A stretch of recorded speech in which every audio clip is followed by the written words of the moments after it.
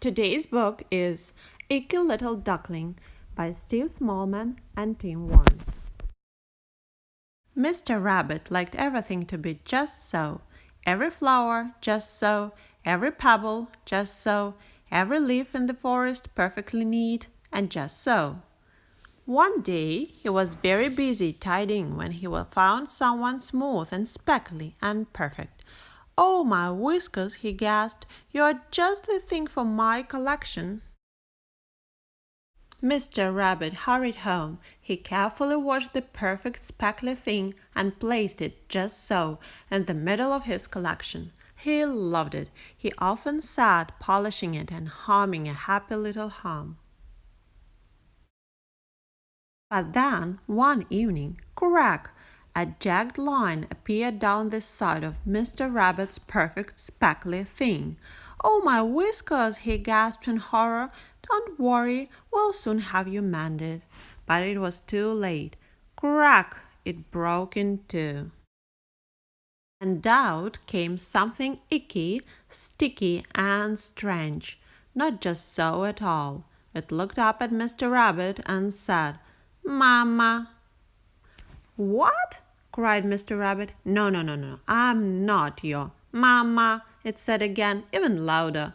Then it hopped onto the floor, grabbed hold of Mr. Rabbit's leg, and wouldn't let go. "Yuck!" groaned Mr. Rabbit. He popped the icky sticky thing into a big bubbly bath. "First, you must be clean. We'll find your Mama in the morning." Soon there were bubbles on the floor, bubbles on Mr. Rabbit, and bubbles all over the burrow. "Quack!" "Goodness me!" gasped Mr. Rabbit. "You are a duckling!" "Urgle, urgle, urgle," went the duckling's stomach. "Oh, bother," grumbled Mr. Rabbit. "Now you're hungry. Do you like porridge?" The duckling did like porridge. She liked to sit in it, she liked to splash in it, and she liked to share it with Mr. Rabbit. "Yuck!" groaned Mr. Rabbit, and he filled up the bath again. "Mama."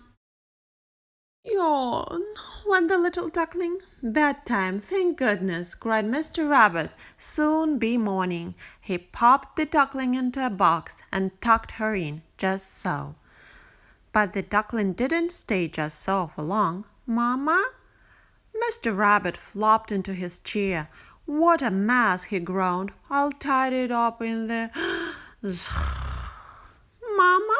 whispered the little duckling. She scrambled onto Mr. Rabbit's lap, snuggled up, and fell fast asleep too. Next morning they set off to find the duckling's Mama.